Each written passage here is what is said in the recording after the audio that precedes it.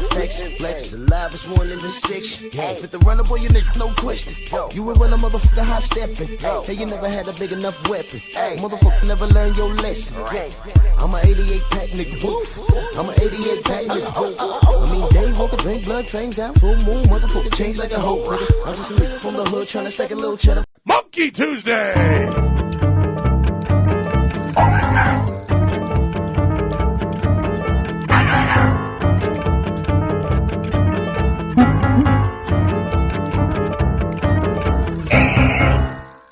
Dude, bro, I'm telling you, he got nothing to lose. He got everything to gain, bro. All the pressure's on you, Haney. All the pressure's on you. Yeah, it's not on the champ. No, you coming up to challenge him. You think you better than him. Oh, I'm telling you, Haney, when you feel those stompers, bro, your ass gonna get on your bike so fast, boy. You gonna turn that 10 speed into an 18 speed. I promise you. You getting on that bike when you feel those stompers, bro. I promise you that. Because, hey, Brian Norman Jr., he ain't coming in there to play with you, bro. He gonna power box your ass, bro. I'm telling you. I'm trying to tell you. Yeah, and when your ass get caught with that left hook again, bro, he gonna take you down memory lane, bro. Hey, it's gonna be Ryan Garcia all over again. Yeah, but this time, boy, it's gonna be this man from ATL. Yeah, ATL. Brian Norman Jr. on your ass. But anyways, that's my time. Monkey!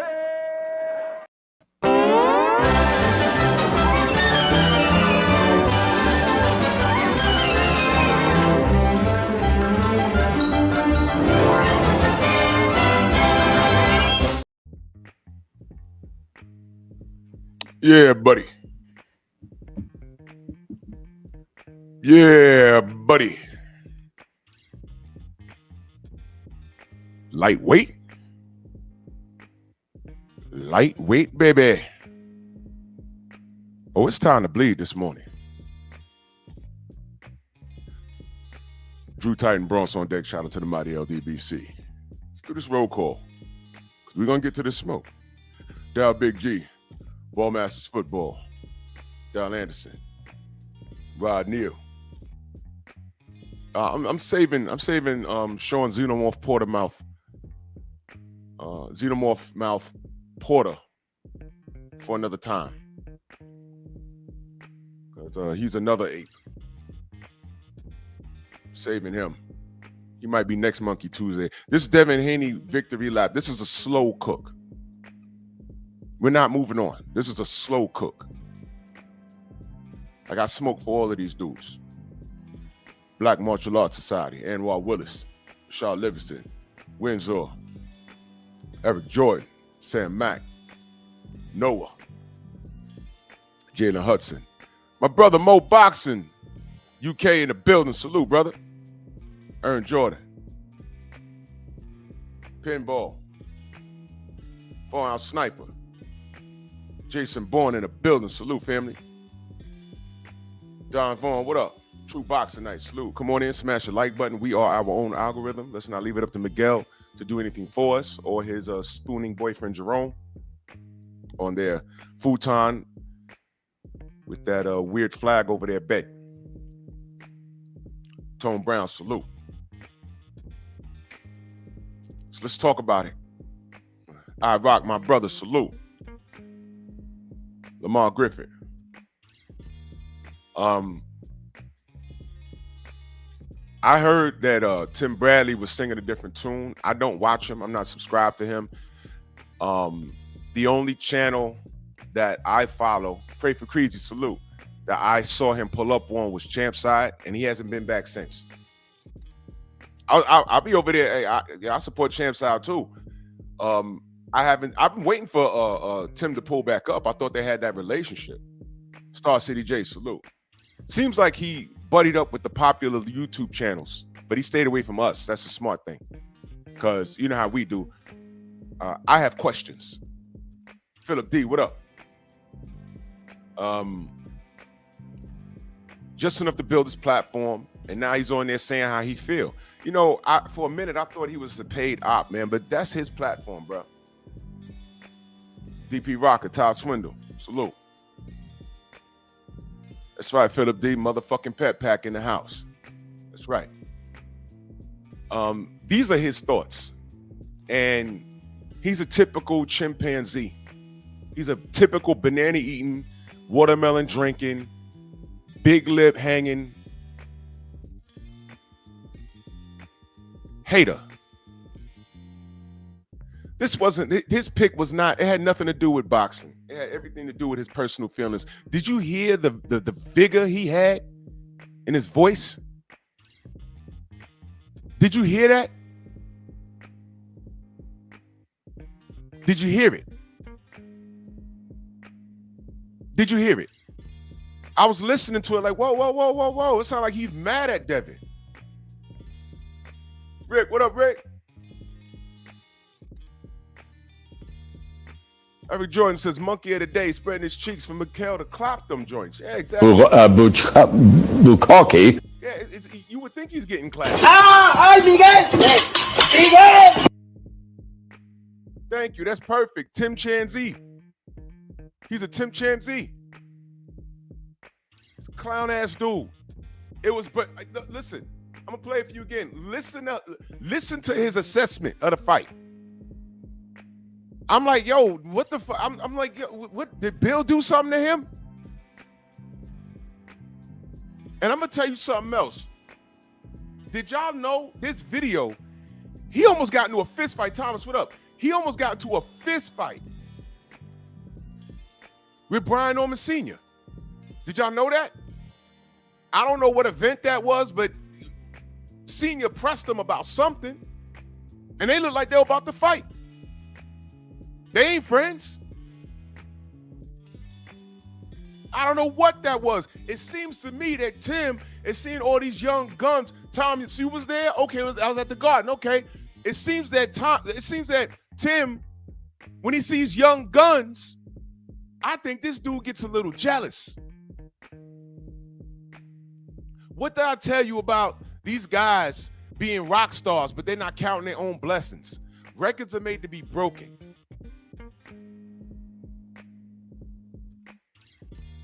Tim Bradley's a Hall of Fame fighter. I ain't got no problem with his record.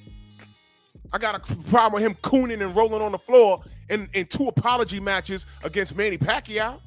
I'm sorry, let me roll on the floor. He's doing somersaults on the floor. I'm like, bro, you ain't got to do all of that. What the fuck? You want to talk about PTSD? The PTSD didn't come after the Manny Pacquiao win because you beat him the first time. It came from you getting trolled, calling your wife all kinds of fat, threatening your kids. And then you go into the Ruzin Provodnikov fight and fight the dumbest fight in your life. You want to talk about PTSD? Talk about your PTSD. Because Devin ain't have it. You want Devin to behave like how you behaved. And it wasn't because of Manny Pacquiao did something to make you frightened.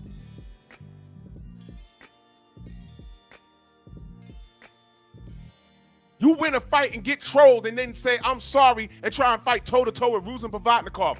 Absolute silliest fight. And you was talking slow. You was talking then for months, for like a year, like how Tank Davis talks now. This is like, yeah, I know, fuck with Devin Haney. This year, I'm about them out. Talking like that for a whole year because you chose to fight the dumbest fight in your life. In your life. It almost cost you your life. I'm watching and screaming at the TV. Tim, what are you doing? I'm in my goddamn house. What are you doing, bro? What are you doing? You lucky you won that fight. Gave that man all kinds of opportunity. Because you had PTSD over trolls. You should have started your YouTube back then to troll the trolls. Smoking a cigar. Yeah, I bodied Manny Pacquiao with broken feet. And I'm going to do it again. And show the letters that you was getting. Show the threats you was getting. And saying this is his fans. He can't tell his fans to stop. Put it on Manny. Instead you wanted to put on your knee pads and blow the dude. How dare you have this position against Devin Haney? And I got more smoke for everybody tomorrow. Fighters that are putting in work. But meanwhile, y'all paying attention to the niggas that aren't doing anything. Did y'all hear Mag 7 and Champ Side yesterday? Did y'all hear that? Did y'all hear that? Ladies and gentlemen, I'm so glad, bro. I didn't even take that serious. I was at the gym laughing my ass off like, wow, this is so typical. All he did was prove our point. Those are Tank fans, ladies and gentlemen. That nigga really said, if the kids ain't, listen carefully, y'all. He said, if the kids ain't talking about it, it's not popular. That's what he said. If the kids ain't talking about it, how about this? I'm an adult. I don't care what the kids are talking about. They don't know boxing. And all of that opinion that he has, you know what he says aside from that? I'm a casual. Right. So your opinion ain't worth much because you're a fan of a fighter to the point where it's suspect as hell.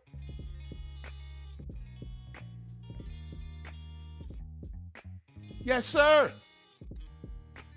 Where's the line?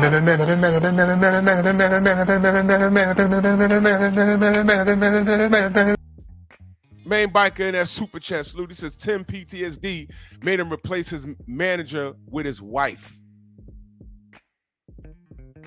Hey, bro, I forgot about that. Monster Musa, my brother. Harold, what up? Stillwater Boxing, salute.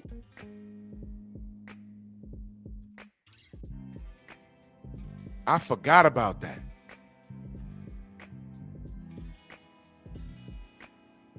I hope she did a good job. Yeah, I rock this dude. I couldn't. It got to the point where I said, you know what? I can't even get mad at that dude anymore. Before, I just thought, you know, but then when he says I'm a casual, I'm like, whoa. Conversation's over. When he joins the panel, to me, it's just comic relief. I'm like, oh boy, here this nigga go. Here he go.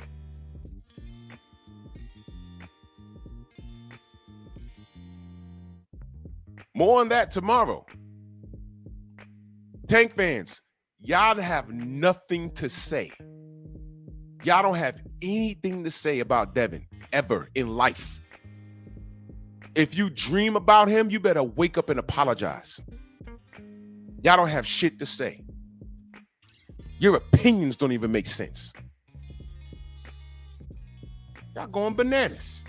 MJ, what up? PGH, salute. Mr. Monk. Yeah, you heard that yesterday. That was like ridiculous. And I said, oh my God. Oh, main biker said his manager used to be Cameron Duncan. It sure was. Replaced it with his wife. Ain't that something?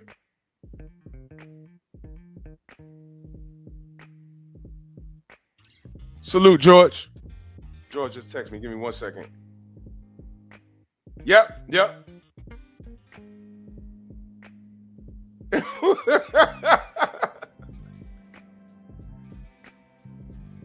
Oh my God. George, yes, bro. Yes. Oh my God. You replaced Cameron Duncan for your wife.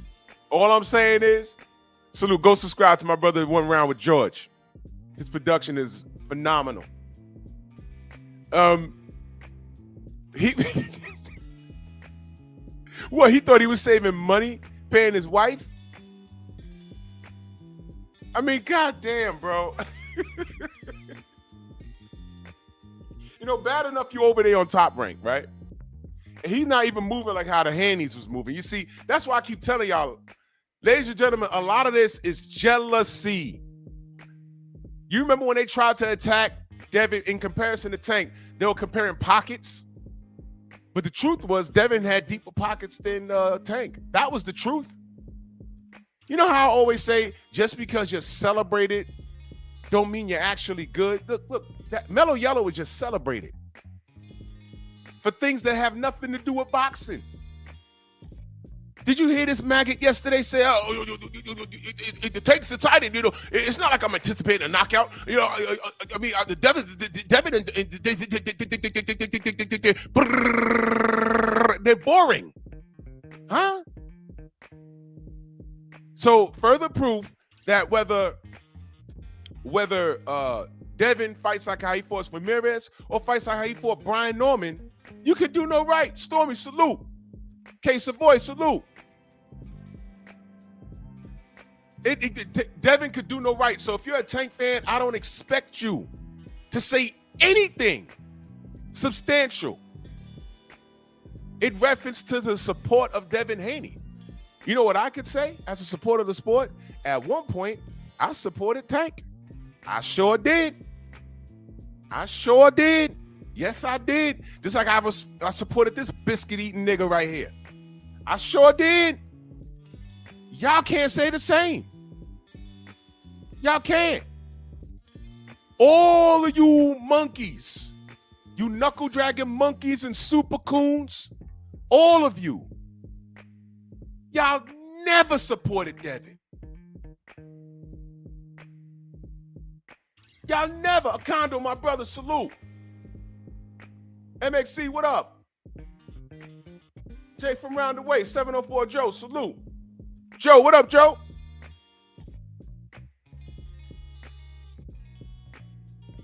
Village brother, salute.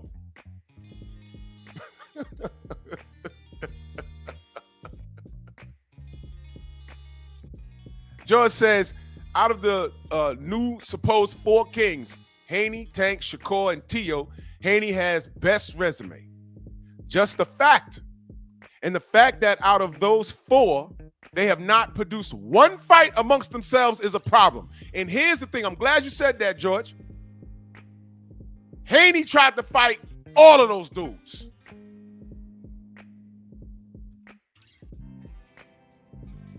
Tank fans, pull up. Tell me where the lie is. Right there with what I just said. Haney tried to fight all of them. The fights didn't happen because of them. Where's the lie? TFE turned down $11 million recently. Y'all didn't say anything. Shakur said, I know my worth. Wait a minute. One shot at 4 belts at Undisputed in one fight, first time on pay-per-view. It's going to be your highest payday. And Devin's draining himself to 35. Remember? He's going to be drained. You said that out loud, bro. You had 4 things in your favor. I didn't want that fight because I said, man, Devin's going to be drained. He'll be chasing this nigga around the ring, and Shakur could box. That's a hard fight. I said that. But fuck it. Devin wants to do it. Let him do it. I said that. And Shakur didn't do it. So you got Tio, you got Shakur, and the infamous knuckle dragger. The big ape himself, the little monkey. He said, fuck that. I ain't gonna fight no Devin Haney. I'm on his side. I don't lose at Baltimore. So that didn't happen. Because nobody makes Tanks any offers. Tank make the offers. Remember that? So none of those fights happened at 35. They didn't happen at 40.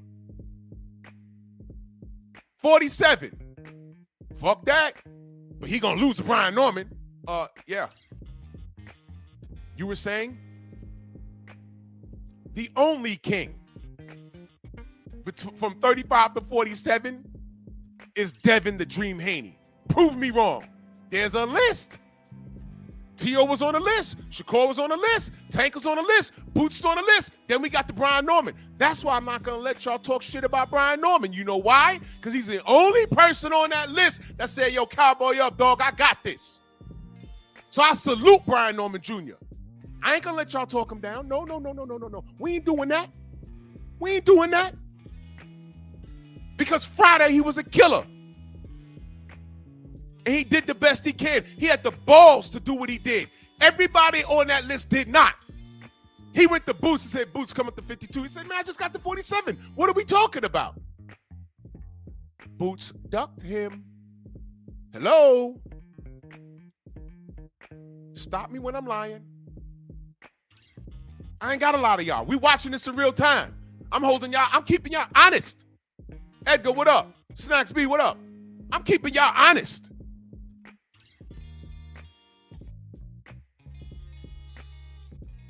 The real OG, Mr. Martin, that super chat, much love. He says, that dude went as far as saying Tank was the only great fighter in boxing and Crawford wasn't great. Fans like him are ruining the sport. He's a casual, Mr. Martin. He says it. As soon as he puts that stamp on himself, we can't take anything he says seriously. As soon as he said that, he just discredited everything. You feel me? So when he comes up on panels, I'm gonna drop the link later. If he pulls up, it's comic relief, bro. I don't take that kid serious. Everything he said yesterday, see, Champside's a master at that. Let me park here on my brother Champside for a minute. He's a master. The way you do interviews is to simply let the person you're interviewing talk. You ask the question and let them talk. Because some of these guys, if they're in defense mode about anything, you know what they start doing? You know what they start doing? They start over-explaining, or what we call nigga-splaining. They start nigga-splaining. That's why when you're in court, your lawyer tells you, just answer the question. Don't over-explain anything. You could fuck it up. You could fuck it up. You could fuck it up. Just answer the question. Were you here at Friday night? Yes. Don't go into, yeah, I was here because I was going to see this girl, right? But the girl wasn't there, so I went to cross the street to get some chips and came back. No! Just answer the question, bruh. G-Eazy says, Boots already made the decision to move to 54. Don't do that. No. Boots was on the list. That's it. Boots said come to 52. Devin said, I'm already at 47. What we doing here? Do you want the fight or not? That's it. He was on the list. Now watch this. I'm going to run this. And I ain't coming at you, G-Eazy. I'm just saying. I'm going to run the same logic that everyone else uses with Devin. What's 2 pounds? What's a pound and a half? Remember that? Oh, Ryan was overweight, but what was a pound and a half? What?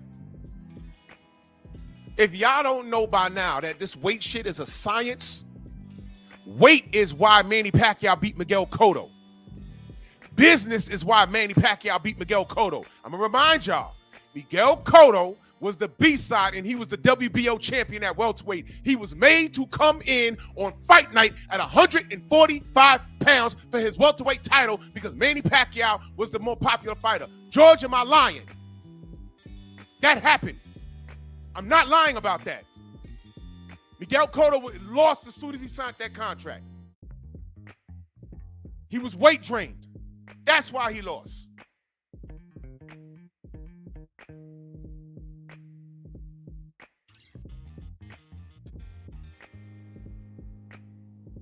Did you see Boots fight on fight week against Danny Otis? Do look anorexic. Exactly.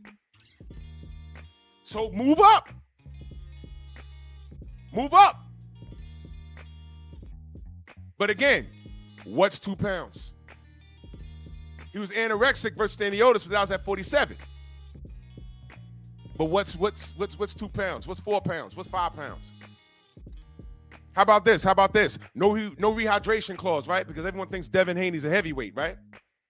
You see how that works? And I ain't coming at you, Jeezy. I'm not coming at you. I'm just saying. You see how that works? It's no fun when it's on a fighter that you support. And I fucks with Boots. But you see how that works? When you put it on another fighter, all of a sudden, it ain't too cool no more. You see what I'm saying? You see what I'm saying?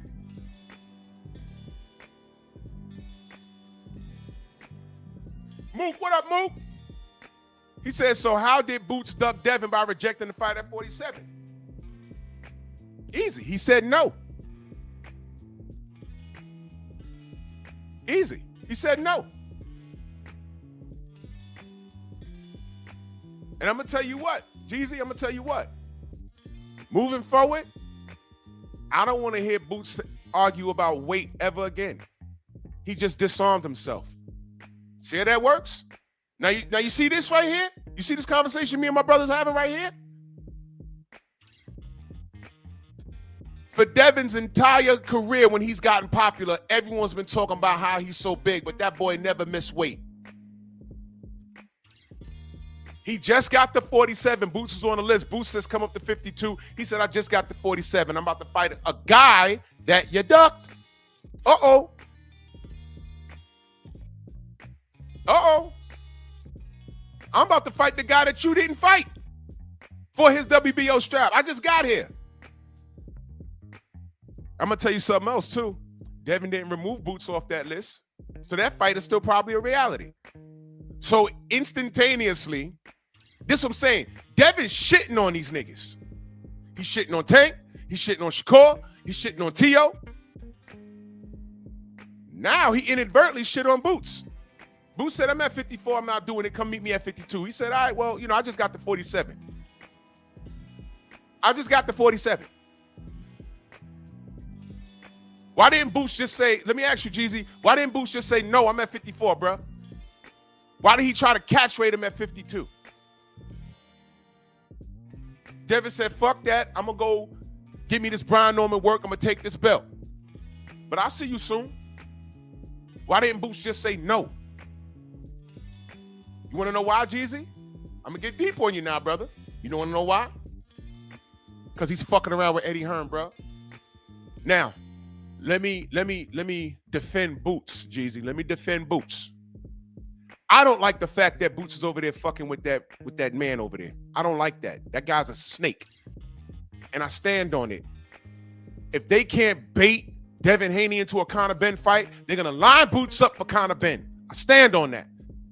When Eddie Hearn, I said that he was gonna do that. When Eddie Hearn said it out loud, no, we're not. You won't see Conor Benn versus Boots Ennis. I said, yeah, we're gonna see Conor Benn versus Boots Ennis, and we're gonna get it at fucking Wembley. And somehow Conor's gonna knock Boots' head off. You think I want that? Boots shouldn't be over there fucking with Eddie Hearn in the first goddamn place. What all you young black fighters should have been doing, if you want to know learn how to run your own shit, y'all should have been talking to Bill Haney. Because Devin he's made such power moves. Look at his resume now and look at what he's made. You want to know what he made over the weekend? I'll tell you. Bang. Look at that. Look at that. Devin's the co-main event. Oh, y'all mad? Ryan Garcia's fighting for a belt. Devin's the co-main event.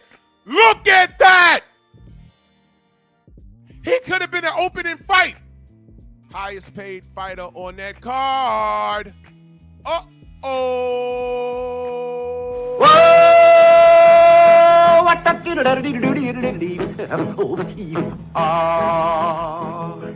that's kind of pretty before it gets started, ain't it? Oh, Froggy when he courting, he did ride Crambo. Froggy when he courting, he did ride Crambo. Go! I don't care if he was the opening card. Highest paid fighter on that card. But I know. Devin's robbing Turkey. Because now you're accusing Turkey of being an idiot. That fight happened. The internet was buzzing while David Benavidez was beating on Anthony Yard. And salute to Anthony Yard. He did the best he could. Shout out to my brother. I got to hit up Tunde. David Benavidez is he's every bit the monster as advertised. Now you see, and he's going up to cruiserweight. Tomorrow's live? Oh my God. Fighters who are doing the work and fighters who are not. That's tomorrow. We support people working over here. We support the work. I don't know what y'all supporting. And Jeezy, I'm concerned for Boots. I'm not knocking him. I'm concerned. I don't like him over there with Eddie Hearn, man. And I'm standing on it. I think he's getting lined up for Conor fucking Benn, the drug cheat. Forget Devin Haney. Conor Benn hasn't done shit to deserve a Devin Haney match. But you know what? He could position himself for certain other things, like Boots. Man. Better be careful. Y'all clowns should have been talking to Bill Haney. Bill, how I run my own business, Bill? Y'all should have been DHP fighters, but y'all want to run over here to Top Rank in Queensberry in Matchroom. Y'all can't even run to the PBC anymore. That's over. And y'all not savvy enough to run your own shit. So what we doing? And speaking of what we doing, what is this nigga doing? Rougarou. What's good, bro? The private school kid looking sharp so far told y'all he better than y'all think. Man, if you don't go sit your ass down and eat a pot of gumbo somewhere. These backhanded comments, man. What is this? Exactly, Trill. Well, that's just he's still getting another bag. That 12 million is probably doubled that. Where's my pocket watches? I don't pocket watch. Y'all want to come up here and tell me different? Y'all can. I'm gonna drop the link in a minute. I want to hear how bad y'all gonna hate on Devin. Still find the problem. Tell me how much faith you got in your fighter that's in or around his division that hasn't done anything that Devin has done, but had the opportunity to do so. I'll drop the link. I want to hear it. But Rougarou, come on, bro. What are you doing? The private school, look at this. The private school kid, bro, he kicked your ass. And let's be honest, he wasn't the same after that. Where's the lie? He wasn't the same after that. True or false, last time we saw Rougarou in the ring, he didn't look good, did he? He didn't look good. I said, man, it might be time for him to hang it up. Reflex wasn't there. Anyone say he had PTSD? Oh, I get it. Devin Haney opponents, former opponents, or potential opponents, they just have off nights. JC Storyteller. Go subscribe to my brother, JC Storyteller. You know, I'm over the moon about his storytelling. I'm in the stories. I'm fighting vampires and shit. That's what's up. Go subscribe to JC Storyteller. That's the fam right there. MXC, DP Rocker, Brother Reef. If I miss you in the chat, know that I love you. Dill Spoolie, salute. Mark Hastings. Come on, Rougarou. I would say don't do that, but you already did it. It's okay. But back to this knuckle dragger, Monkey Kung Fu Tim Bradley. He was a sucker, bro. Real shit, bro. And I'm disappointed because I supported this guy, man. I really did. Hassan, what up? I really did. And it's some sucker shit, man. All that shit you said about Devin, that was malice, man. Listen to it again. Listen to it. Doesn't it sound like Devin did something to him? Listen to this. Dude, bro, I'm telling you, he got nothing to lose. He got everything to gain, bro. All the pressure's on you, Haney. All the pressure's on you. Yeah, it's not on the champ. No, you coming up to challenge him. You think you better than him.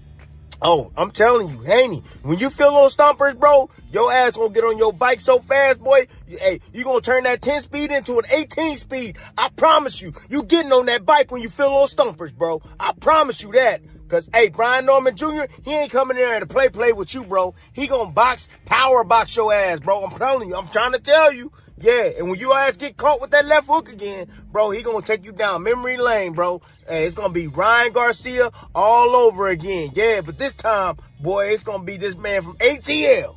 Yeah, ATL. Brian Norman Jr. on your ass. But anyways, that's my time. Monkey!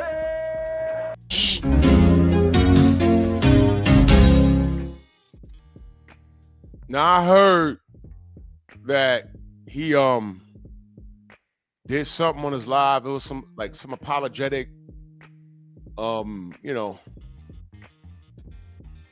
some sarcastic apology. I don't watch him, but a whole lot of motherfuckers should be apologizing to DHP. And it's like the more this kid does well, the more animosity y'all have. And I'm like, I don't see what the fuck y'all mad at.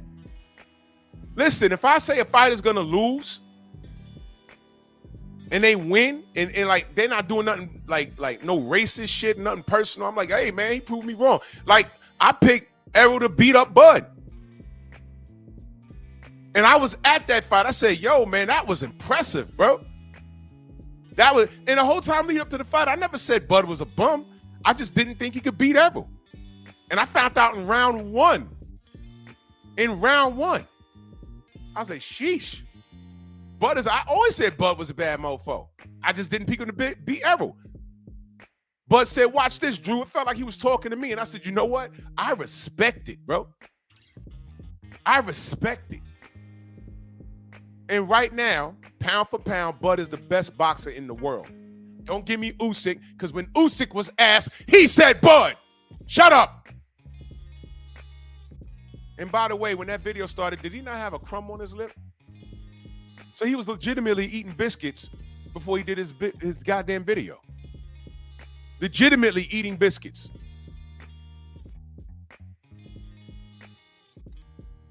All you goddamn haters. Then let him taste the fury of my Negasword!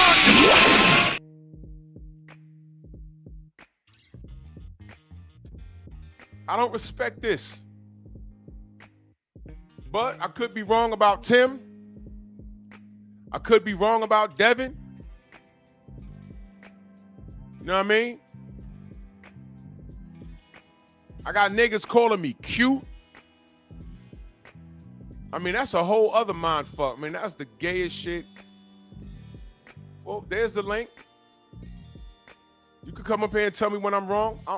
If I'm wrong, I'll listen. I'm listening. If you're unfamiliar, turn your camera on. So I know you're a real person, because last time Miguel got backstage and was flashing his penis. I swear to God, I have it on video. I done sent it to the appropriate people. And that's handling itself. I could be wrong. Tell me why you agree with Tim Bradley. Tell me why you stand with Timmy right here, Timmy and the Chimps. You can tell me. Big F says, Bernie really disappointed me with his take on Devin, especially since Bud been getting getting the same type of hate. I don't know what Bernie said. And at this point, if it was anything disrespectful, I don't care to hear it. It's real easy for people to fall into this place of hate. And that's what happened with Devin. All of this hate, the casuals jump on these big channels and these big platforms, these like media on TV. They believe everything they hear. And they think they're arming themselves with real knowledge. And then they come into our platforms and start regurgitating all kinds of bullshit, like that British kid did last week. He started talking about phone calls that not even Brian Norman Sr. was on.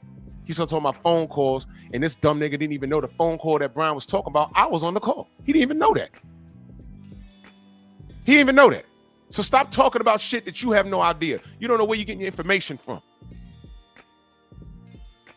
You wasn't blowing those spots. You wasn't blowing those spots. Brothers UK, my brother, salute. Sebastian. Ja, what up? Tay, good morning. That's what I'm saying. My channel ain't the biggest, but I'm around.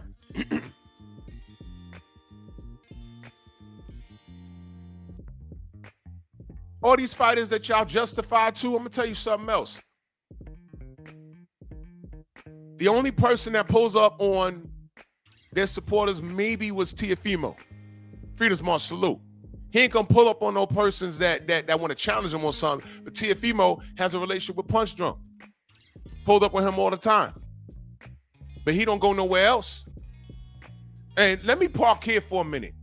Fernando Vargas Jr. Yo, fuck you, man. Dead serious. Fuck you. I got respect for your dad, but you even got to be careful there, bro. Because your dad popped dirty when he fought Oscar. But I don't talk about that much, but that happened. But I fucked with Fernando Vargas when he was an active fighter. But you, bro, I was on Instagram and they were showing the knockout. I mean, not the knockout. They're showing the knockdown in round 2.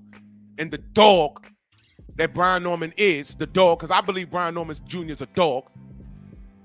I'm not dragging him. I'm not doing that. He got up. All right? So you go to the comments section. Ring Magazine posted the knockdown. And I look in the comments section and there's Fernando Vargas Jr. And he's still talking crazy. Let me explain something to you. First of all, you look like shit in your last fight. Let's keep it a beam. You look like shit in your last fight. All right? The only thing popular about you is your goddamn name. And you're friends with Teofimo Lopez, the racist that he is. You need to be quiet. need to be quiet. Do something in the sport to make us talk about you. Hey, man, you saw that Vargas kid? You saw Vargas Jr.? Man, that's some shit right there. He did some shit, man. Yo, he's on the way to do some shit right there. Look at the rankings, and he could be en route to get this belt. Give me something to talk about. Give me something productive to talk about.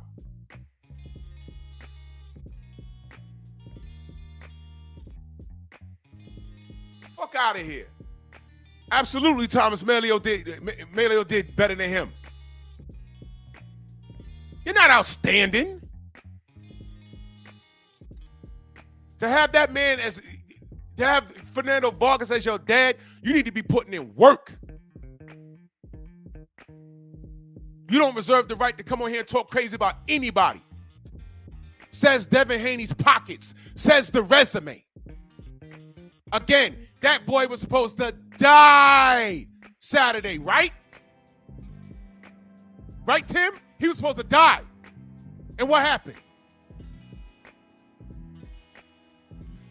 It was a masterclass performance. He was going to run, right, Tim? Nope. Dropped him in the second round. Put pressure on him. Put him on the back foot in spots. A majority of those clinches, I would say 75 to 80% of those clinches were initiated by Brian Norman. And then when he was in the clinch, he wasn't muscling Devin. Devin was muscling him. I told y'all. Devin don't have to dehydrate to these smaller weights anymore. I told y'all that. Don't listen to me. That's okay. That's okay. You ain't got to make your own assessment. But when you're assessing a situation, what are you looking for?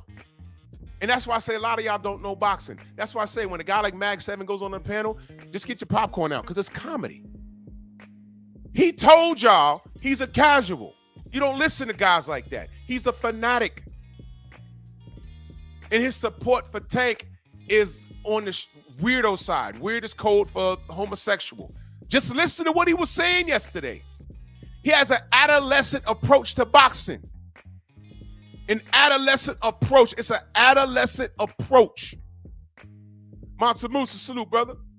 What's up, big bro? My family. What's good?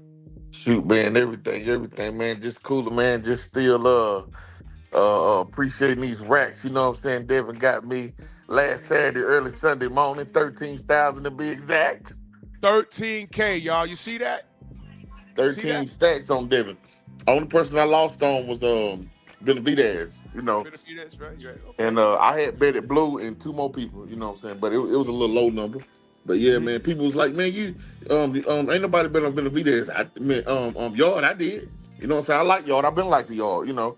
Yeah, he get tired this, that, and the third, but that punch his chance early. But you know what I'm saying? Benavidez is who he is. You know, he a monster. You know, but then I did call on Brother Bill TV show that David Benavidez is gonna move up very soon, if not after this fight. And now what we hearing? He's going to cruise for the division. Let me tell you, that man's doing work, man. And let me park here on Benavidez for a minute. I'm looking at, all right, 68 is a wash. Ain't no one beating him there, clearly, even Canelo. 75, I wanted to see some more things, but if he don't want to stay there, that's cool.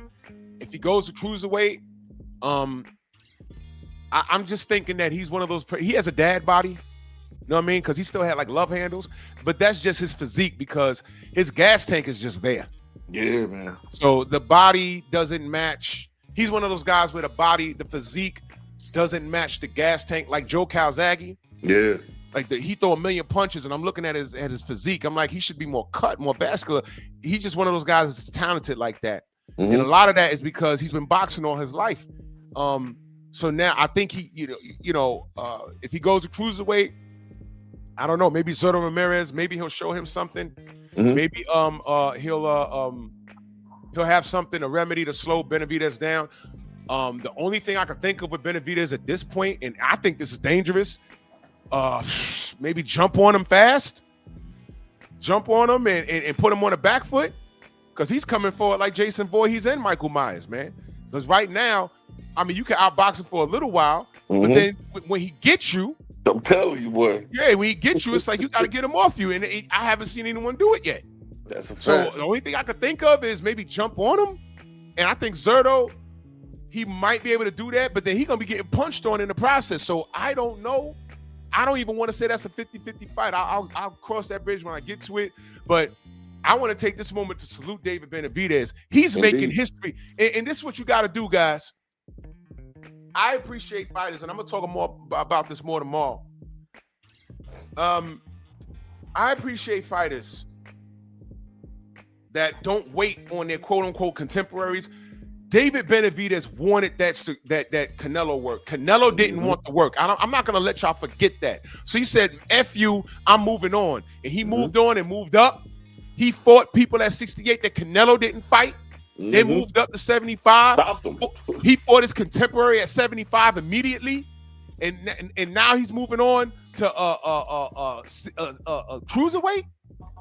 Man, ain't no stopping this dude, man. Right now, he's every bit the monster that he's being called. Ray Robinson in that super chat salute, he says, stay on the job, Drew. DHP all day. Exactly, good brother. Thank you so much. Thank you so much. So I like the Zerto Benavidez fight, man. And just gonna see what happens, man. But go ahead, Monster Musa. Go ahead, brother. I know, like we was talking about that dad body, right? Yeah. If you ever watch UFC, it's a guy called Cain Velasquez. He's the Mexican. He was heavyweight. Dude never had no ass, but he had the dad body. Man, that dude was beat. Man, listen. He had a gas tank, man. He didn't get tired. I'm telling you, and that's what I'm seeing with David Benavidez. Like I'm saying, the body don't matter, but it's the stamina and the skill. So, it ain't that I don't like David Benavidez. I just like the yard. I gave him a puncher's chance. That's the reason why, I went with when y'all just for the upset. I just wanted to throw a little monkey wrench in it, but I know David is who David is, so I wasn't surprised at all. So salute to David and and everything like that. But I just wanted to throw a little monkey wrench in it, just just to spice things up. Sometimes it's just me. And but yeah, Devin got endless opportunities. He proved everybody wrong. You know what I'm saying? That doubted him, that say he had PTSD and all this, that he was a runner. It's like, I mean, what can't he not do? He didn't. And then I was telling some people too, the fight where he fought Ramirez, right? Yep. He moved around in that fight. He stood right there and fought Regis. He came forward he threw his defense away when he fought Ryan. But still, I mean, like I said, that was a split decision fight without one more knockdown. Devin went easy. But you mean to tell me Devin won every round except for the rounds he didn't get knocked down in, and a couple rounds he got knocked down, and he still came forward and arguably came back in those rounds, but not won them, but put forth the effort. Yep. But once again, what I'm saying is the dude lost by split decision. People act like he got knocked out or he just got demolished. Right. But that's just the haters, man. That's just the haters. And but the endless opportunities that David have in front of him right now, man, are just it's amazing, man. I really don't see nobody touching him. I would say from here to 60, long as he takes his time, move right, and jump on the opportunity. Because what he showed me Saturday, honestly, my opinion, it ain't that he fought safe. He gave that dude some grace, man. I think he felt kind of sorry for him. You know what? That's my opinion. I see exactly why you say that, man. And this is one of the reasons why I'm saying I'm not gonna let the public, because I know y'all are such fair-weathered, casual assholes. You know what I'm saying? It's DHP this way, but I never hated the Normans, ever. Mm-hmm. And I'm not gonna let you bastards who don't know shit about boxing just leave Brian Jr. out there to dry. I'm not gonna let y'all do that shit. Mm-hmm. I'm not. Brian Norman's not done. He's in a weird position right now, but he's not done. I'm not gonna let y'all, because two things. They're gonna try and degrade Brian Norman by degrading him. You're gonna degrade Devin. Oh, he was just, he just had one knockout. I'm not gonna let you do that, because he was a dangerous puncher on Friday, and he still is. He's still dangerous. He's a former champion. Already clowned some dude on Instagram. Oh, Devin Haney, he cherry picked. How do you go up and wait and cherry pick a champion? Crazy. He won the goddamn fight. He defended the belt like 2 or 3 times. Mm-hmm. That's not a cherry pick. What are you talking about? Fuck out of here. Stop doing that shit. These dudes be doing the most. But real quick to Benavidez, Tone Brown said something. He said he wanted Zurdo versus Jao Patai. That was coming, but I'm going to tell you something. If Benavidez goes up and fights Zurdo and beats him, I'm telling you right now, that Jao Patai fight is there. And if that fight gets signed sometime in 2026, oh my God. I'm not watching that fight sitting down. I'm watching that fight standing up the entire time because I'm going to, that's a nail biter right there. Jao Patai is no fucking joke.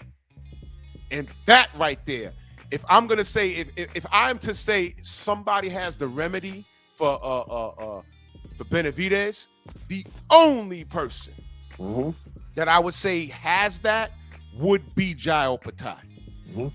And we still don't know because I think Benavidez is going to be fine at cruiserweight. We're going to see. We're going to see. I'm not counting Zurdo out at all.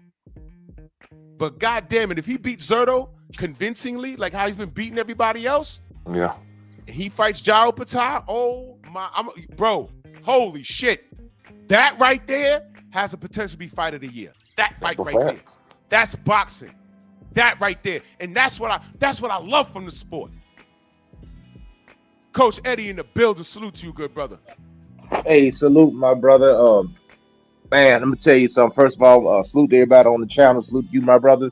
Yes, salute to Devin Haney. He did his job. Like I said before, I'm a fan of both gentlemen. Yes, but sir. I'm a resident of Georgia and Atlanta. I know the Norman. So I rock with my boy. You know what I'm saying? I was disappointed when he lost. I'm not even gonna front. I feel you on that. That's fair. That's fair. Yeah. I was disappointed, but I want to tell everybody know. To me, this fight was like he was a day late and a dollar short. He was in my opinion, he was in the fight, but he wasn't in the fight because he was in striking distance. He just couldn't get the job done. And I want to say this: the reason why people that fight don't think that fight was easy. That was not an easy fight. If Devin would have, a lot of them shots that Norman was throwing, they were missing by inches. If he would have slipped, if he would have been off his cue, slipped one way or moved, it don't take. This is a game of inches, man. And you know that, Drew. It's a game of inches, game of centimeters. Coach, let me point something out that yes, everyone misses, and I know you caught it.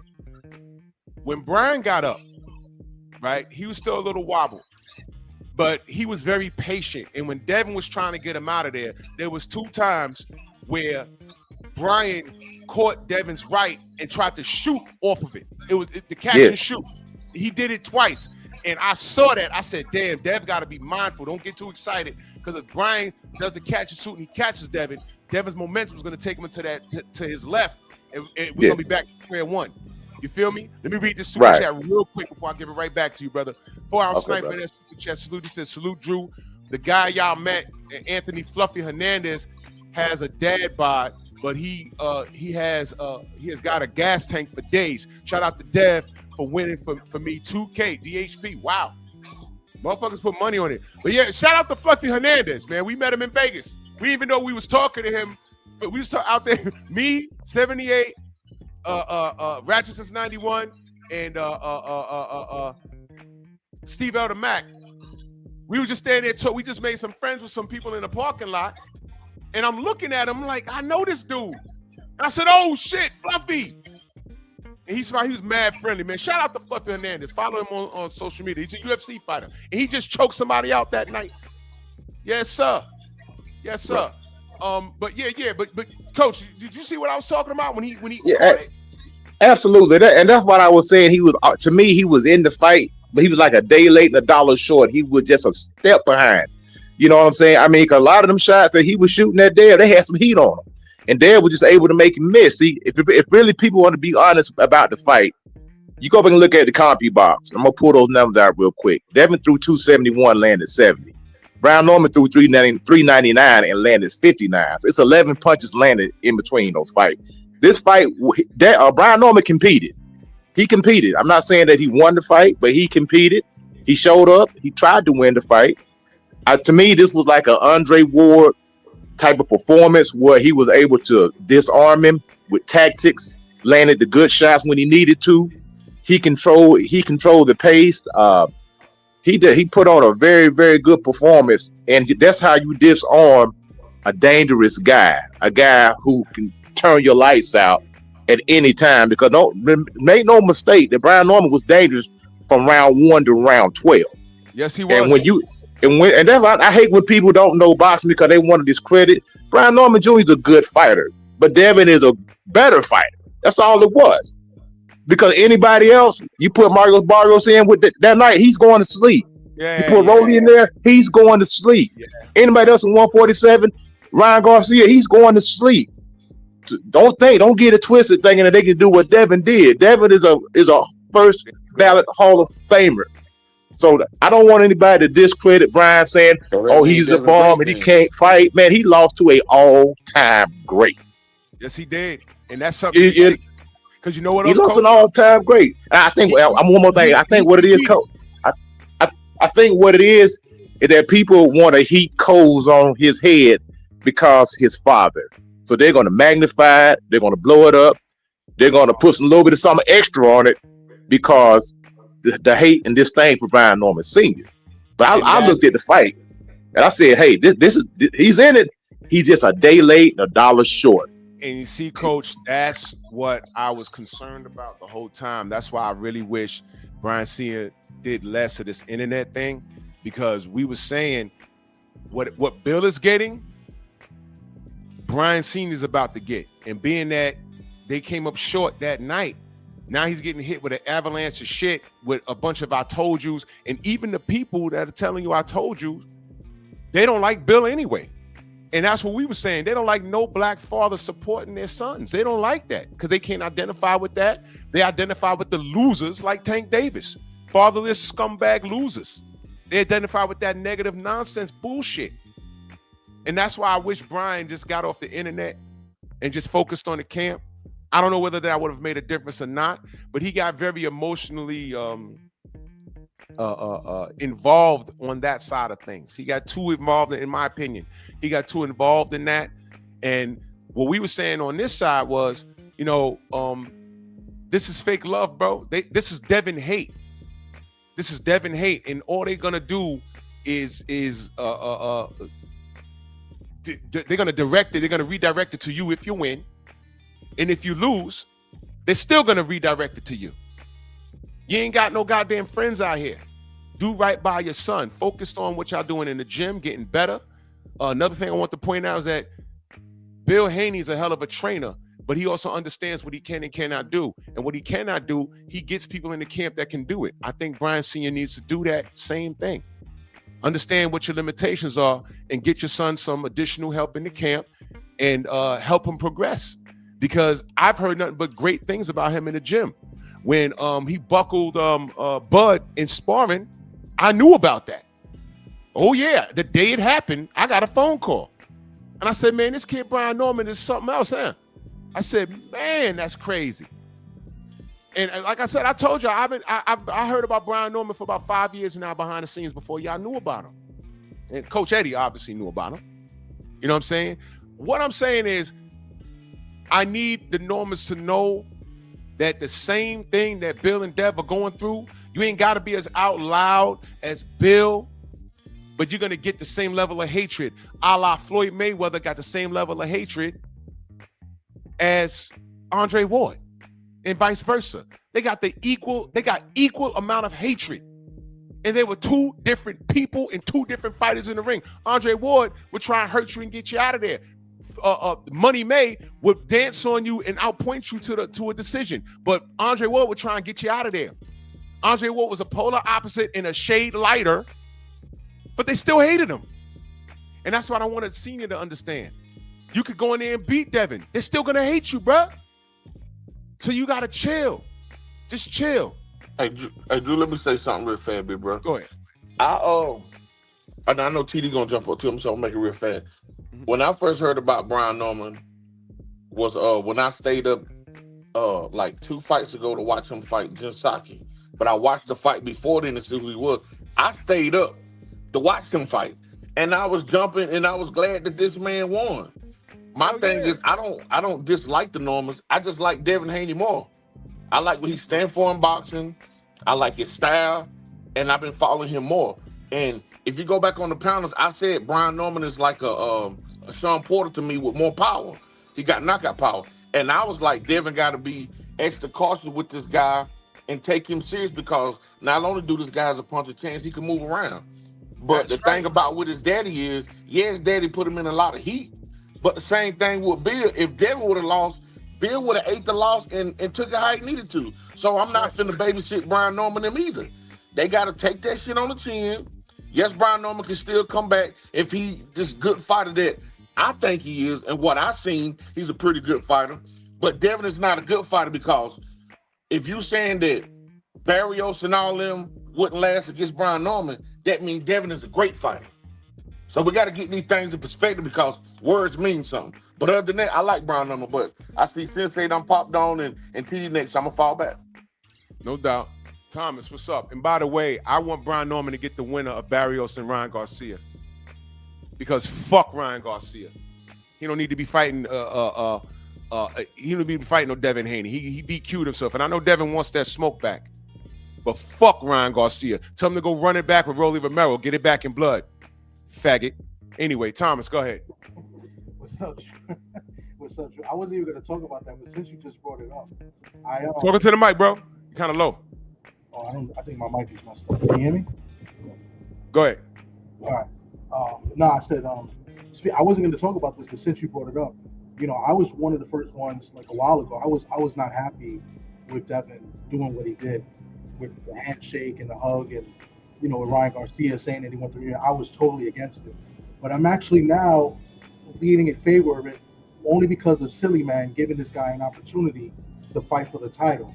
So if he was to beat Barrios, which I don't know if he's going to beat Barrios, if he was to beat Barrios, I'm now going to say that I'm okay with it now. It happened. But other than that, I do agree with you. I don't think this guy he doesn't deserve a title shot. He doesn't deserve any paydays. I think if he does fight Devin again, I think he cheats again. I think he'll do it again just to see whatever happens and try to kill this man like before, because I think Ryan is okay with what happened in the ring and he doesn't care, you know, about him popping dirty and the drugs and all of that. I just think the guy's a scumbag.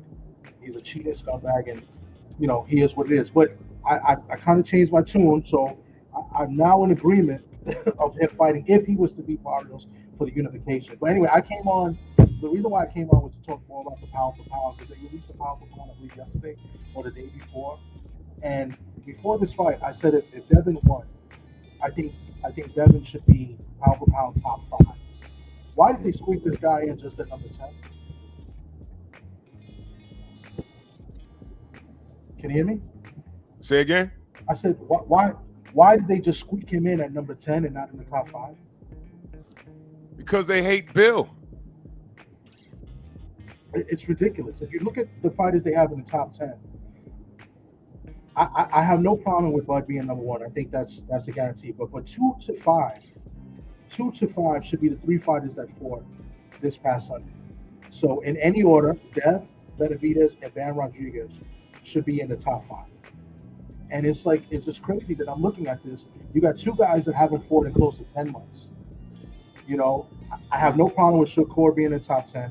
I like Monster Inoue, so I have no problem with him being number 2 or anywhere in the top 5. I have no problem with that. Usyk just ducked Warden, right? Why is he even there?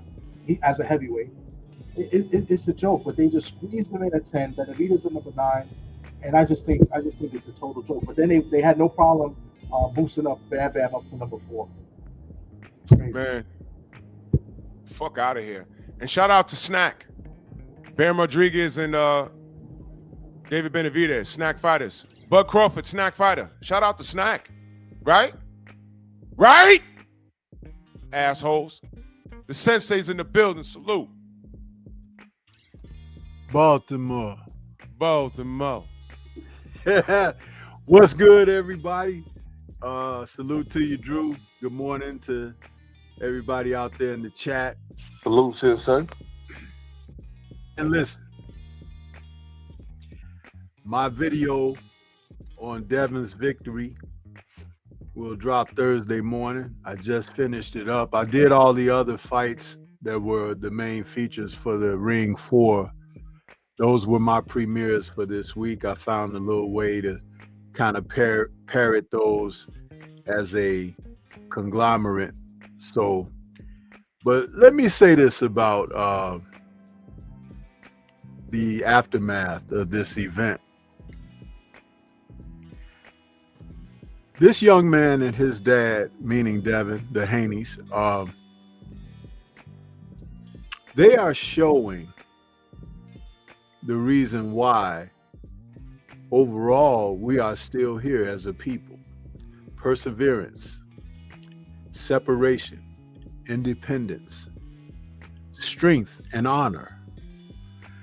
Virtues that the modern society of 2025 going forward has not adapted. In fact, they've abandoned those virtues, which is why we're suffering so much as a nation, and which is why you can see the negative energy toward them, because the shift has happened where people don't take honor in what's supposed to have value. And it's really a twisted thought and mindset, because if you behave like that, then you, and I know Drew understands me when I get ready to say what I'm saying, you place yourself in a position to be enslaved. Mm-hmm. And when you're enslaved, you lose all power and authority. Huh?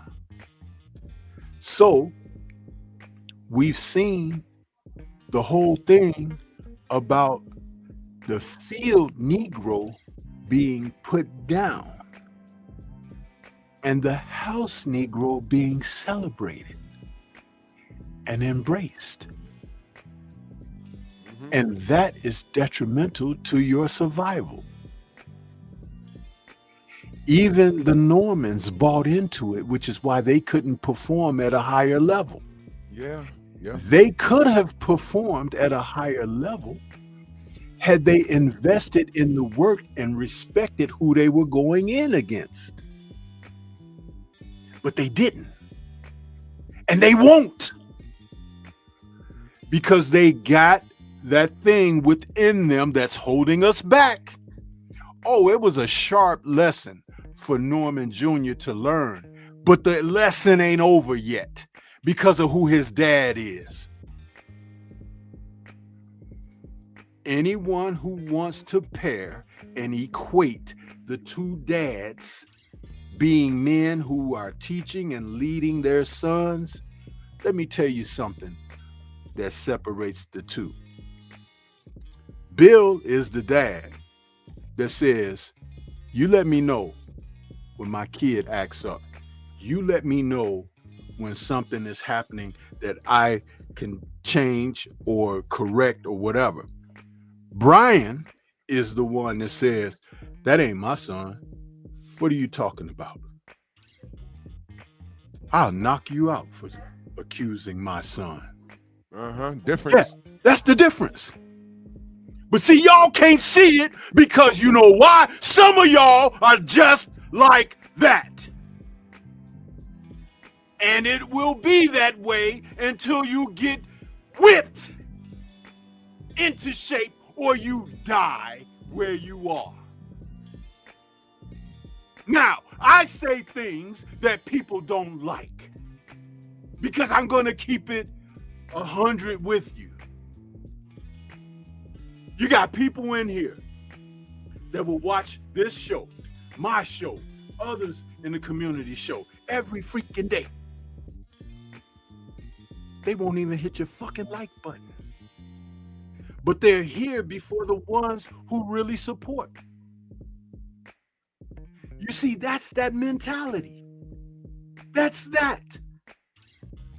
And until you ingratiate yourself to acknowledge, take accountability of what role you play, in the denigration of your own communities, you'll never grow. You'll never ascend. And you'll always be looking up at people like Bill and Devin. That's right. Because they take the blows. They taking shit that some of these other fighters could never deal with or come back from. That's right. And they still here. Still hitting the record books. And you're still hating.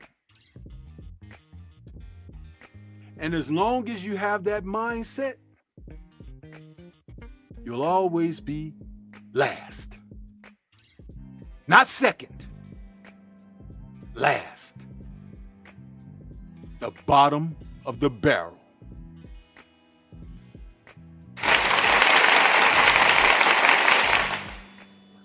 Salute to my brother Anthony in that super chat. He says, peace, Drew.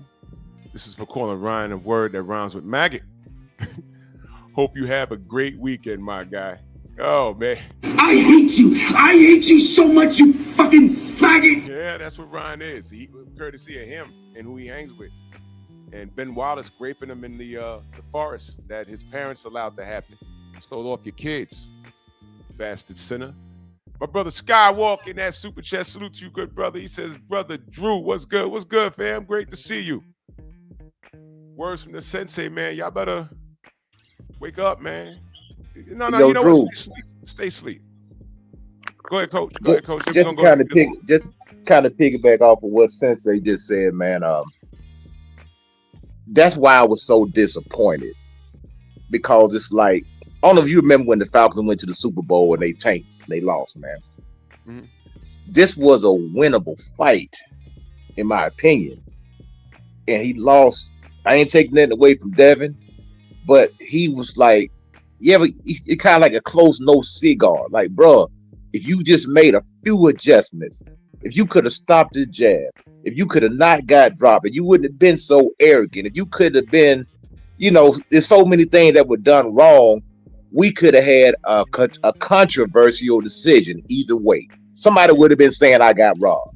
You know what happened, coach? After I let it marinate for a couple of days, man, that fight was lost outside the ring. That's what and that's why I'm so disappointed, because it would have been a controversy to decision. Somebody would have been saying, I won. No, I won. And then they could have ran it back because it would have been that close. It could have been a controversy, but he lost to me. And I'm not saying Devin may have made more adjustments, you know, because Devin knows how to, you know, fight. I'm not taking it wrong.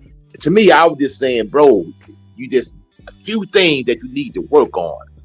See, sometimes when you're so arrogant, you will have blind spots. When you don't want to listen to nobody, you need somebody to tell you, you got a blind spot right there, brother. You're wrong on this. That's what the sensei's talking about. That's what I just said. And listen, you're still trying to give that man credit for what he didn't do. He didn't do it because it wasn't there. Even if it presented itself, Devin would have made the appropriate adjustments to overcome that. You're still looking at it from the vantage point of maybe you really wanted that young man to win, and that's fine. However, you don't see the shortcomings. I just spoke about the perseverance that these men, the Haney camp, what they've had to deal with. The own community of black people out here who will not support the man. This is just like when Muhammad Ali was back there in the early 60s doing what he was doing. And you had a tremendous sector of the black community praying, hoping, wishing for his downfall because he talked too much. Who is he to be talking about he's pretty? He's bucking against the white man and everything. He needs a good thrashing. Field Negroes, house Negroes syndrome, and people don't know which side they on. Open up your eyes, man. The man already said when what happened to him against Ryan, Allah is the master planner. Yes, sir. And he doesn't make any mistakes. And He had guess to go what? through that. You're steady making the mistakes because you're not uplifting who you should be uplifting. And that's a shame. You got these people out here still bargaining for Tank Davis, and the guy is crashing out 8 ways from Sunday. But you got one man who is out here against all odds, willing to take on all comers. And still you find delight in, oh, well, Ryan says he this and that. Fuck Ryan. Ryan don't like you. He said He's it too. denigrated your women. He's denigrated your people. And you still applauding him?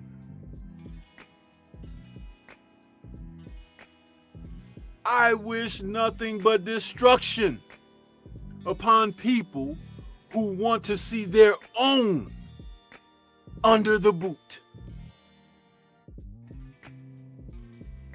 The syndrome of lack of fathers, real fathers, is proving itself daily to the degree that even our women are screwed up. Yep. And no accountability. None.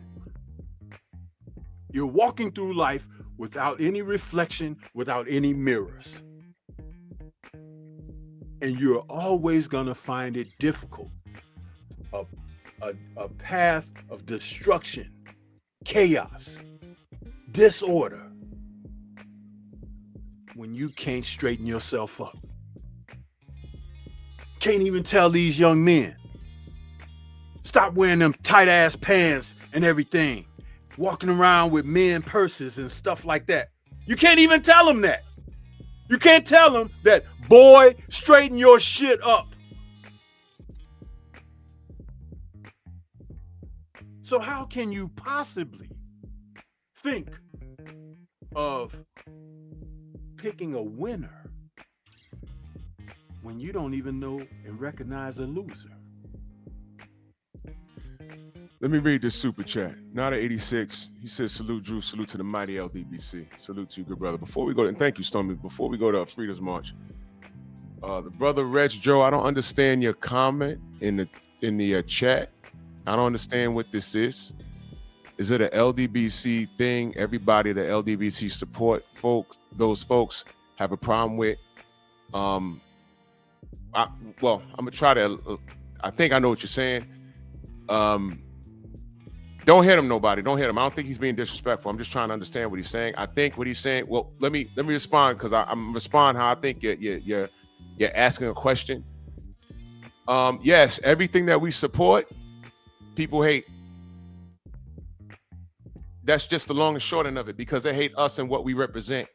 And what you're hearing right now, whether you're LDBC or not, what you're hearing right now is an honest conversation. It gets deeper than boxing. We're talking about the properties of a man, the properties of a human being. Nobody wished ill will on Brian Ormer Sr. I just think he got caught up in the moment.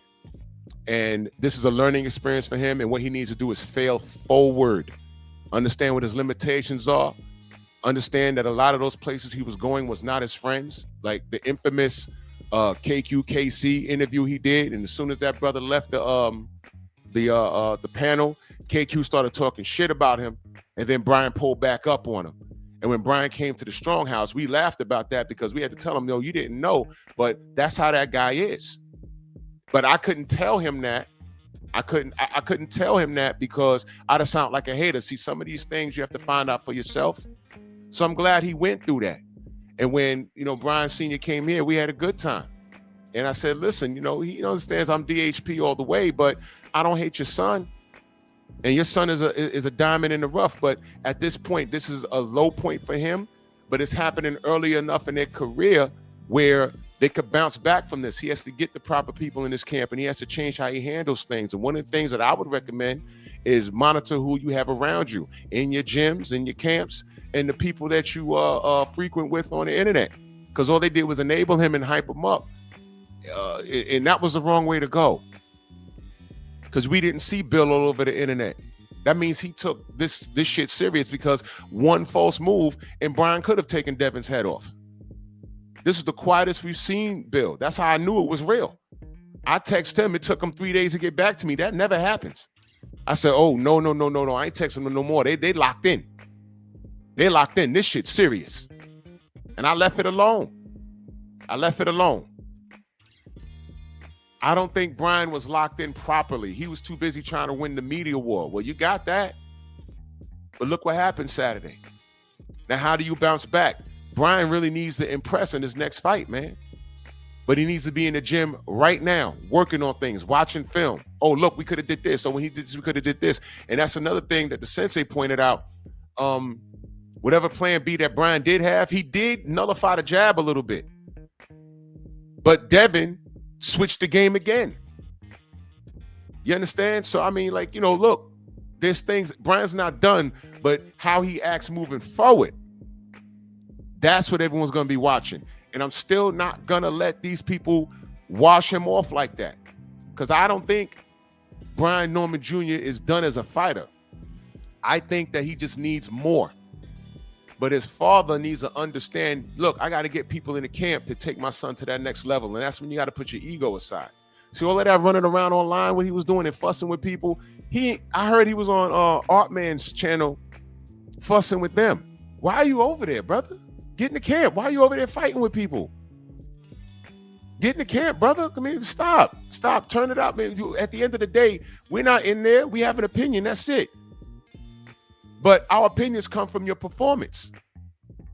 And now people are looking at him strange. So it's about how he rebounds this. Everyone was wishing, even a bunch of you monkeys was celebrating the Ryan Garcia debacle. Even after, and I knew it was what I thought it was, after we found out that Ryan was a drug cheat and a racist, and you niggas still bring that up like Tim Bradley, the fucking nigger that he is. The nigger, the big lip monkey nigger that he is, the chicken eating nigger that he is. Him? You still bringing up Ryan Garcia all over again? That's what he said in the video. That's what he said. Why are you bringing that up, bro? That didn't happen in my eyes. It happened, but it didn't count.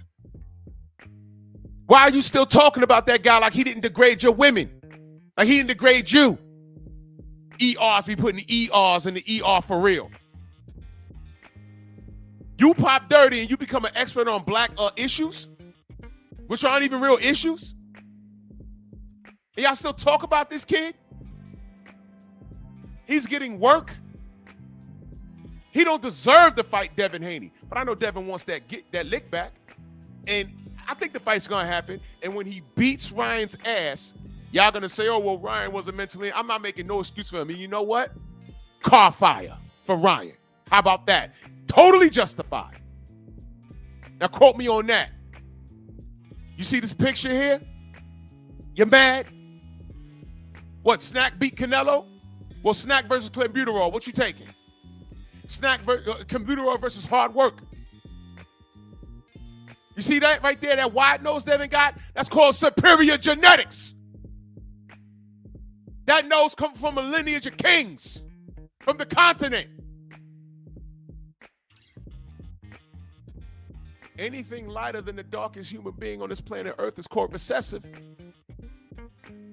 But I ain't gonna give y'all Mad Low's Law. Go read about it, bastards. Freedom's March. You up? Yo, what up? What up? Y'all hear me? Salute, family. Salute. RLC loud and clear. Salute to that. Usually I come up here, y'all can't hear me that well. So the problem started when they made this fight. Instead of people saying, yo, these are two brothers getting ready to make a lot of good money together. Let us focus on the fight. They made it Norman versus Hayden in the wrong direction. And that's all these cats, these YouTubers and commentators that clearly hate Devin, turned it into a war that it did not have to be outside of the ring. And this is something that they perpetuate on purpose to keep us low. So, I mean, this was all by design. All this Ryan Norman Sr. running around, all these channels that clearly hate on Devin just to drum up even more hate amongst the casuals against Devin Haney. Well, I hope that they see what was really going on when he's no longer able to do that, go on this circuit that he was doing. But I want to point something out about Brian Norman Jr. And it's something that I'm not about to drag Brian Norman Jr., but he really does not have the tools, or did not have the tools, to defeat Devin on Saturday at all, right? Coach Eddie said that he could have won, or that no, he couldn't, right? I completely disagree.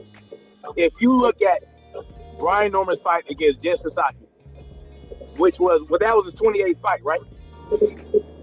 Yeah, that was Huh? Go ahead. No, go ahead. Yes, 28 fights. Devin has had 33 now? 33 fights. So Brian Norman Jr. has had 28 fights in his entire career. Devin has had 33. They're only 5-fight difference. The problem is that Brian Norman Jr. has not gone up against a level of competition that would help him improve his boxing IQ. And you saw that during his fight against Jin Sasaki. Anybody that watched that fight could see that if he goes in that ring against Devin, Devin is going to wash him. Period. There's no tool that Brian Norman Jr. possesses that can make him, that can bring him to anywhere level of competition for Devin to give him any problems, right? And you can see it in the way he has a problem judging distance, right? He has a problem with footwork. He has a problem when he throws his right hand, he brings his rear foot all the way forward, right? These are things that it's fundamental. These are fundamental things that you have to know if you're going to go up against a level of competition anywhere near that, right? If you can't get your footwork together, if you're throwing bombs and you're just dragging your feet forward and all these different types of things, if you can't judge distance properly, right? Because we saw when he was throwing those double jabs against Devin, they were nowhere near them. Like, he could not land a jab to save his life. And when he tried to throw those hooks, I mean, they were telegraphed, they were slow, like, and you would think as a champion defending his belt against Jin Sasaki, you would think a champion would be at that level to where, okay, I have these things down, I have these fundamentals down. He doesn't even have the fundamentals. And when he was able to land certain clean shots on Devin, I mean, Devin ate those, right? He landed a couple hooks against Devin. He landed a couple right hands. He landed a couple jabs. But if the power were really there, like they say it is, then Devin would have had a lot more problems with those. So I even question this power they say Brian Norman Jr. has. I question it because when he knocked out and knocked down Jin Sasaki met him not halfway, but 3/4 of the way to those knockouts, right? So Jin Sasaki put himself in the position to get knocked down and to get knocked out because of his horrible footwork. Because when he threw his shots that Brian Norman countered, he was out of position. His center of gravity was not supporting, and his feet were doing some crazy stuff. So when I look at those types of things, and I say, okay, this is why Brian Norman Jr. knocked Jin Sasaki down. This is why he knocked him out. And I see when Jin Sasaki is not in those positions and Brian Norman lands a power shot, Jin Sasaki eats those. So when I look at things like that, I see, okay, Brian Norman Jr. needs to go back to the fundamentals. And I agree with Drew Titan that Brian Norman Sr. needs to bring somebody in the camp or into the training facility, wherever they train at, to help hone those skills. I think that Brian Norman Jr., in my opinion, needs to work on those fundamentals. You do not throw a right hand and bring your right foot in front of your front foot by the time you land or after you land. Because when you do that and you get countered, you're likely going to get knocked down and knocked out. So, and judging distance, like he should know how to judge distance. He should know how to close the distance without smothering his shot, right? And these are things that he needs to do. If he wants to come back to Devin, or I don't think he should fight. I think he should start. I don't know what position he's going to be. I don't know if he's going to be fifth or whatever the case may be. He might need to fight somebody, and he might need to go through a little bit a better matchmaking, right? Because if you look at his resume, which BFTB and Champside broke down, I mean, he was not given any level of competition that would help him improve in his fighting game, right? It just simply was not. It's just not there. So, and Devin spoke on that too, for Mark. Well, let me say this, because I don't want to step on the general. Let me say this. For sure. I'm looking at and that's a great assessment, good brother. Thank you so much for that. Let me say this. Problem. Right now, I'm looking at the rankings in the WBO. I don't know where he is in the other 3 sanctioning bodies. But I'm gonna tell you who he needs to stay away from. Jack Catterall. Don't do that. Yep. Don't do that. Don't do that at all. I see Liam Paro there. Maybe. But Liam Paro, he also has good footwork. Yeah. And I'm only sticking to the WBO. I don't know. Probably Karen, that dude Karen that Boots fought. Now, you know what? I don't even want him fighting Karen right now. Nah. That could be an issue. That's what I'm saying. That could be an issue. The Karen Boots rematch, that concerned me. Yeah. That concerned me. I was like, what the fuck what's going on? I see Liam Paro there, who beat Subadel Matias. And by the way, if Subadel Matias was a clean fucking fighter, I like that. That's a banger. But this he's dirty. He might not fight this coming weekend. And I see Alex Rocha down there. Being that he's a former WBO champion, see, he's in a very unique position because he's a former champion now. So there is no light work. So the names that I mentioned, he's gonna have to get busy. And I'm gonna tell you, it's a tough position, because if he loses again, then what we got? Man, you know, he can't lose the next fight. He can't do that. Yeah. His dad is gonna have to spend some damn money and bring some good boxers to the gym to spar him, and so he can learn from good boxers. I said before the fight, if he had trouble against Quentin Randall, he was really gonna run into a shitstorm against Devin. Yeah. Now, Stormy, let me ask you a question. What's the difference between being a sparring partner and being the fighter getting sparring for? I don't think people understand that. Well, a sparring partner understands that they're there to just give work, okay? But when you hire specific people to bring your fighter to a certain level, they come in with the notion of understanding that they're not being restricted. They're going to do what they do best. Right. But your fighter has to learn how to deal with that. Understand that Devin has been in the Mayweather gym from the start. Yes, sir. And he got his pedigree, just like David Benavidez got his pedigree there. Even though they didn't have a lot of amateur fights, they got the experience that's invaluable because they were working with real fighters with pedigree, experience. And that's what brought them along. You can see it in Benavidez when he performs, and people don't want to acknowledge it in Devin when he performs. Exactly. And hold on, I'm sorry, I'm reporting this stalker I got. You know, I know Miguel want to suck my dick, but you can't, bro. I got 2 wives for that. I got two eyes for that. So, take a back seat. Listen, man, Devin's pedigree, and like Stormy just said, he grew up in the Mayweather gym, man.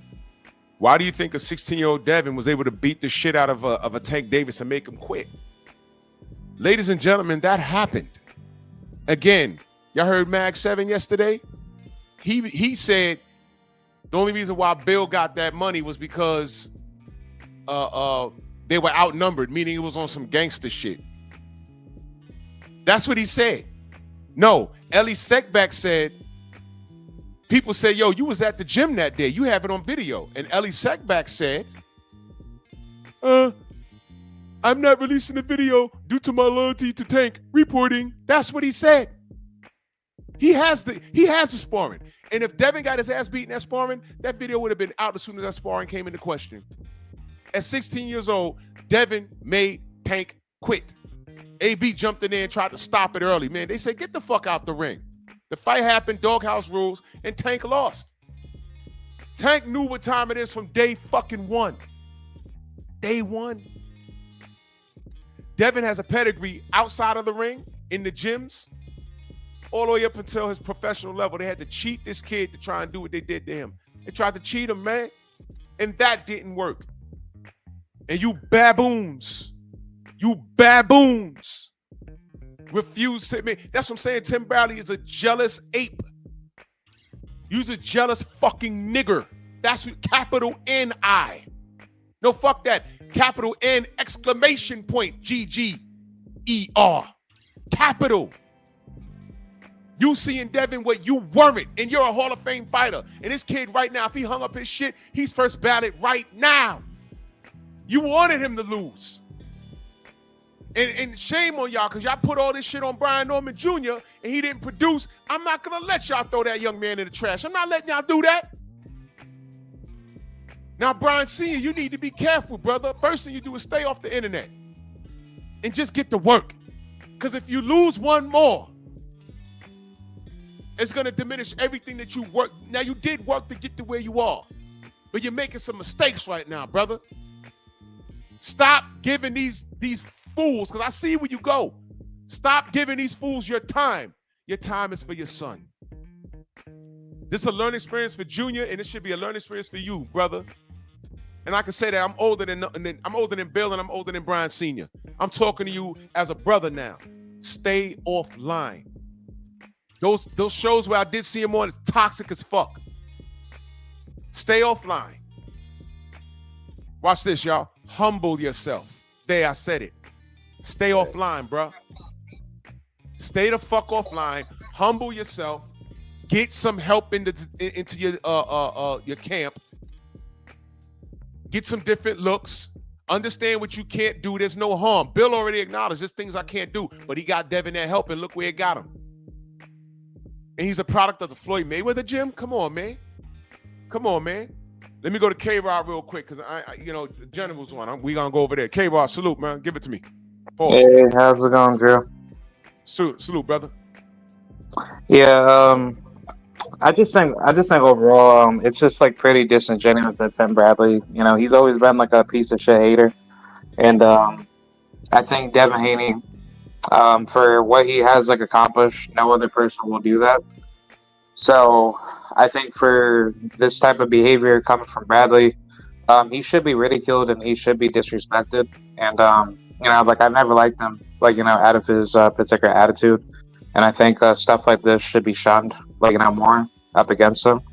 I just think, when you have to disrespect a guy like Dev, where he's actually putting everything on the line, and you're being jealous about it, and you're being disrespectful and basically attacking his character, then that just shows that you don't have any good morals yourself, and you have really shitty principles. So I think Bradley, along with many other people that think like that, should be taken out of any social conversation to even have any words to say up against a person like Devin Haney. Short and to the point, man. 100%. I'm disappointed in Tim Bradley. I don't fucks with him. I could send this shit to him, meme and all. I don't give a fuck. He could pull up and we could have a conversation. but I don't fuck with him, and I'm explaining why.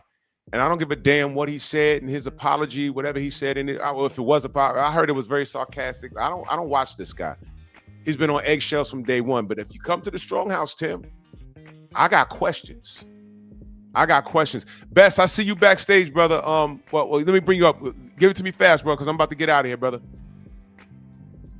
Yo, you hear me? Yeah, peace, chat, and everybody. Yeah, I just want to piggyback off of with Stormy B-Man. So he brought up a very excellent point about Devin's work in the gym, and then you have to factor because Devin did have a lot of amateur fights, and he had a lot of amateur fights, really just shy of the senior circuit because for his age he had a lot of fights for his age. Because Devin won like 130 something fights as an amateur, and that's before him even. Because you got to remember, Devin turned pro at 17. That's a lot of fights to have had before he really hit the full senior circuit in the amateur.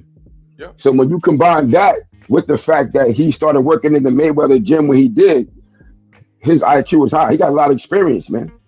And people don't want to factor that in, but that means something, man.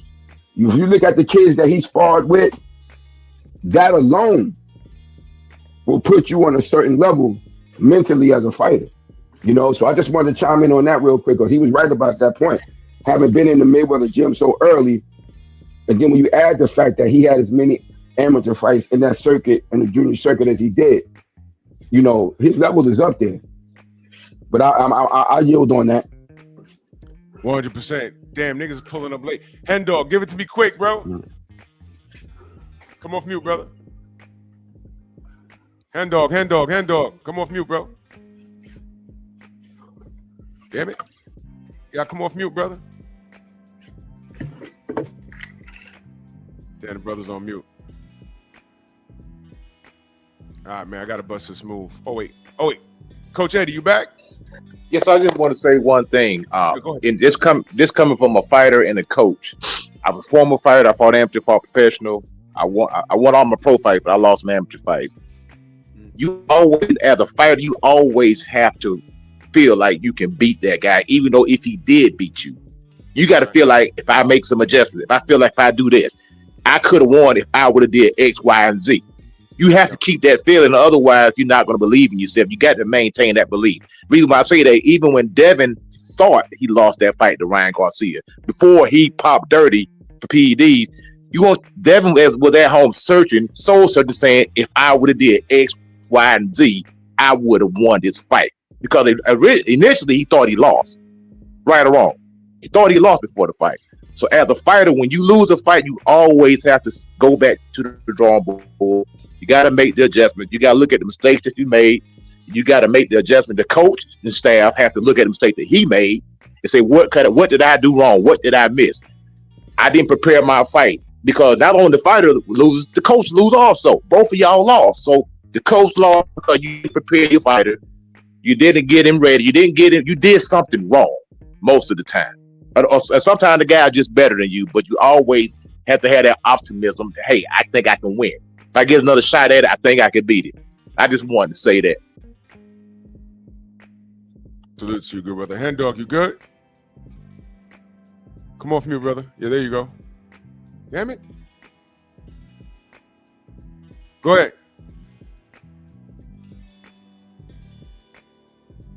Hen Dog, go ahead.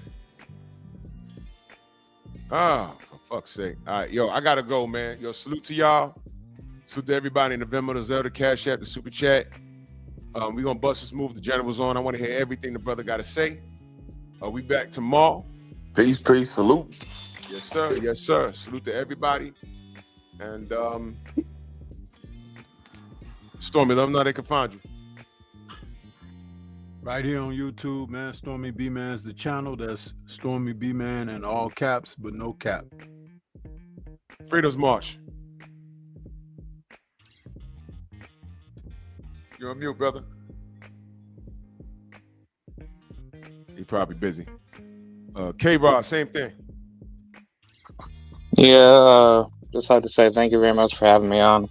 Y'all can find me over at Instagram, Kieran Rodriguez 6, or YouTube. That's where I'm usually at. And yeah, I pretty much do like a whole variety of content, but mostly boxing. So thank you very much, and I will see you later. Salute to you, man. Best Pugilist, salute, man. Thank you so much, bro. Plug your channel real quick. Yeah. You can reach you can check me out on my channel on Boxing Equals Success with Best Pugilist. And I'm definitely going to start doing more. I'm going to start putting up some more because I haven't really been putting up as much as I intended on. But I'm going to really step up, my commentary on the sport a lot more. Because I've been in the gym, man. I'll be working in the gym, man, with my kids and shit. So, but I'm going to start putting more commentary on. No doubt, man. Just let us know, man. We come support, man. No doubt. With your audio, brother. Prez, I see you, man. We about to close up, man. Pull up tomorrow, brother. I see you backstage, brother. We about to close it up, brother. I appreciate you.